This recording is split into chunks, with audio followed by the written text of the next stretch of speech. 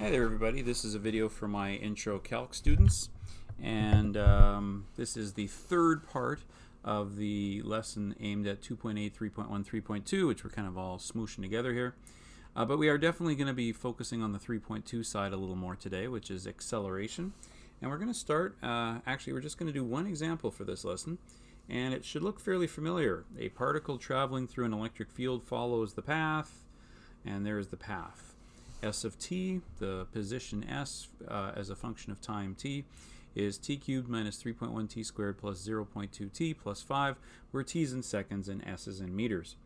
If that looks familiar, it should. It's the same example we did as part of a piecewise function back in our last lesson. Sorry if I can't get that all on the screen there, but there we go. But I'm just going to focus on the first 3 seconds right now, which is the cubic function. The other two functions are, as you can see, a constant and a trig function. So we're just going to focus on the first part for the rest of this example. So copy that down, and let's look at our first question. Find its velocity at t equals 1 second. So what's that going to look like? Okay, so let's see. Oops, hang on, let me straighten that out a bit. There we go. Okay, so find its velocity at t equals 1 second. So at t equals 1 second, we know that we want to find s primed of t, that would be velocity. The first derivative of position is velocity. So that would be 3t squared minus 6.2 t plus 0.2. Okay, so we would like to know what s primed of 1 is. Well, that would be 3 times 1 minus 6.2 times 1 plus 0.2. So using a calculator to make sure I don't goof that up, 3 minus 6.2 plus 0.2 is negative 3. So the answer to that is negative 3 meters per second. All right. Find its velocity at t equals 2. Well, that's just the same basic idea. It's s primed of 2, and I already have the formula, so that's 3 times 2 squared minus 6.2 times 2 plus 0.2. And again, let's run that through the calculator. So that's 3 times 4 is 12. Oops, let's get that on the screen. 3 times 4 is 12 minus 6.2 times 2 plus 0.2 equals, and I'm going to get negative 0.2 for that. There we go. So let's see. Let's make sure I double check that. 12 minus 6.2 times 2 plus 0.2. Yep, negative 0.2. Okay, next, find its velocity at t equals 2.5. Notice I'm not leaving a whole lot of space here because, again, it's the same basic thing. I want s primed of 2.5. which is 3 times 2.5 squared minus 6 times 2.5 plus 0.2, which is, so let's see, we'll punch buttons here, 3 times 2.5 squared minus 6 times 2.5 plus 0.2 is, and I get 3.95 meters per second. Okay. So there we go. So there's 3 quick velocity questions. For the follow-up to that, what is the significance between the sign change, or what is the significance of the sign change between questions B and C? You'll notice that for both A and B we got negative velocities, then suddenly we get a positive velocity in part C. And I think we should maybe go take a quick look at the graph. What do you think? If you remember, we actually did look at this graph last time. Let's see. There it is. And remember that, okay, again, we're going to kind of focus on just the cubic part of the graph, so we're stopping at the 3 second mark. But think about what this thing is doing. I also added, I think from the last time you saw it, I've also added this tangent curve, or this tangent line. So this is a tangent line to the function, and I can even animate that. And remember, this tangent is, of course, the slope of this tangent all the way along tells me the slope as it's changing of the function. So as it goes around the cubic, and now here of course it's constant, right? So the slope isn't changing, it's 0 here, and then it's negative all the way down there. But let's stop that and let's focus on what happens at the beginning. So at 0, I actually thought when we did this problem the other day that it was actually going to have a slope of 0 at 0, but it actually doesn't quite, which makes sense. If you plug 0 into the formula, you don't get 0 as an answer. So there is a little bit of a slope here at 0. But then as you go, say, to point 1, oops, that's not what I meant to do. 0.1, there we go. Notice now it's suddenly changed direction and it's going downward. And then point 2, it's even more downward. Point 3, point 4, point 5. The slope is steadily going downward. But what I'm interested in is what happens to it between 2 and 2.5. And there you go. You can see what happens. At 2, the slope, actually, let's graph the slope. There we go. At 2, the slope is, let's see, where are we at 2? Let's find s of 2, s primed of 2, shall we? Let me just make a new thing here. S primed of 2. S primed of 2 is negative 0.2. So when I'm at 2, I'm still kind of in the negatives here. But as I get, there we go. As I get past 2, like say I get to 2.1, between 2 and 2.1, we switch from a negative slope of negative 0.2 to a positive slope.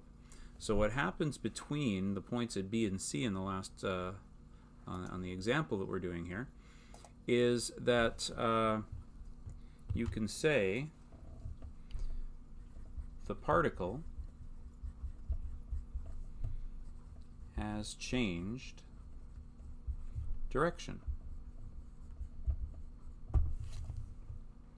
So it is going, I think we said when we did the example the first time, it starts off moving towards the observer, and then at around 2.0 something seconds, it turns around and moves away from the observer. And if you want to know exactly when that happened, you would like to, so that'll be the next question we answer here. So for the next question, what time did it turn around? Okay, well, let's see if we can find that exact time. So again, s primed of t is equal to 3t squared minus 6.2t plus 0.2. So how do I solve that? Well, I'm not going to be able to factor that guy, I don't think, but I can try.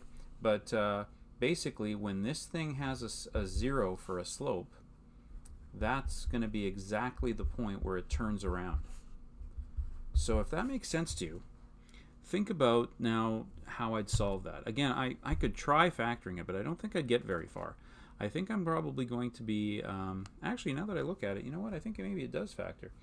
I think you could break 0.2 into, maybe not. Nah, forget it. Let's just use the quadratic formula. So t would equal negative b plus or minus the square root of b squared minus 4ac all over 2a. So that's going to be minus negative 6.2, which is 6.2, plus or minus the square root of 6.2 squared. Notice I'm squaring it. I don't need to worry about the negative. Minus 4 times 3 times 0.2 all over 2 times 3, which is 6. So I'm going to punch buttons to help me get that answer.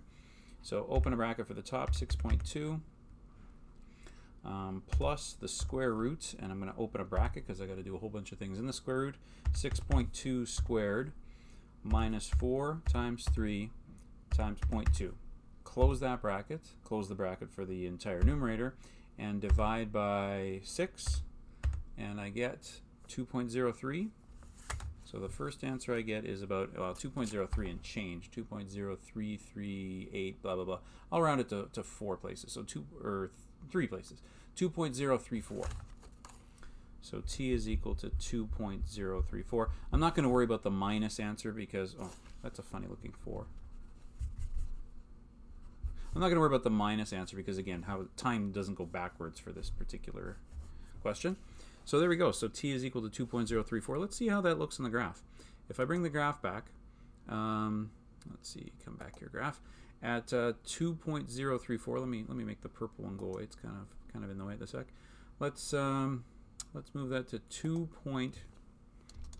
2.034. If this is right, 2.034 should be almost a perfect flat horizontal tangent line. 2.034, pretty close. I could, if I went, it was, what was it again? It was 2338. And as you can see, the more digits I put on there, the more and more horizontal that line gets, because that's the place where slope is 0. That's where it's turned around. Okay, so hopefully everybody gets that. Okay, next, what was the acceleration at t equals 1? Okay, so to find acceleration, what I'm going to have to do is I'm going to have to find s prime primed. I need the derivative of the derivative. So to do that, I'm going to first of all find s prime primed of t. And let's see, so looking back here, let's see, can I get both of these on my screen? Barely. So remember that function there was, that quadratic was s primed of t. So this is going to be 6t minus 6.2, right? And then of course the constant goes away. So there we go. So that's the acceleration as a formula, and I would like s prime primed of 1 for when time is 1, and I'm going to get 6 times 1 minus 6.2, which is negative 0.2. And don't forget, units on that would be meters per second squared, because it's taking meters per second and dividing it by seconds. So that would be my first acceleration. Notice it's accelerating at in a negative direction still.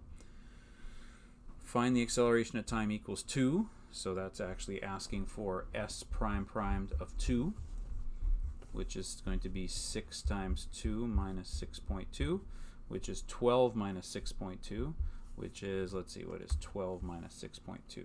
12 minus 6.2 is 5.8. And notice that has switched to a positive acceleration between those two places. And find the acceleration at t equals 2.5. So s prime prime is s prime primed of 2.5, which is 6 times 2.5 minus 6.2. And let's see what that yields when we do it. 6 times 2.5 minus 6.2 equals, and I get 8.8. 8.8 meters per second squared. And again, I can take a look at my Desmos here.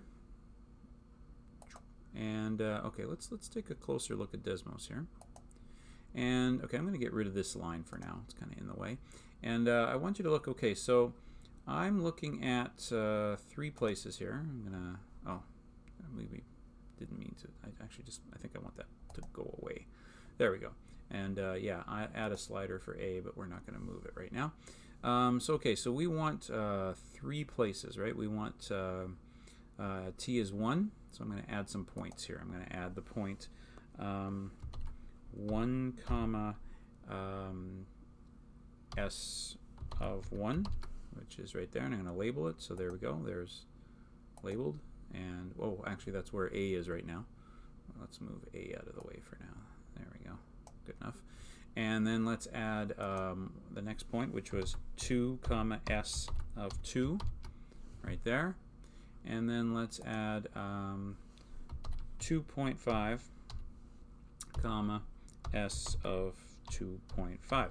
So basically the tangent at this point was negative. The tangent at this point was barely negative, but the tangent here was positive. Interestingly enough, acceleration had already went from negative to positive between these 2 points, between 1 and 2, not between 2 and 3. Let's see if that's what happens when we look at the graphs. Remember, we can graph the change in position, which is velocity, and there's the velocity graph right there. And sure enough, at t is equal to 2, or just past t is 2, it crosses over just after 2 into the positives. And then when I graph acceleration, it actually crosses into the positives long before that. It actually crosses into the positives right about where this point is at shortly, I think it might be at 1 even. There we go, very close to 1. So, cool. that's the relationship on this graph between acceleration and velocity and position. So back to the algebra. If you get a question like this that's in multi-parts like that, make sure you answer all of them, and we'll give you some 3.2 questions to practice with just that. Thanks for watching.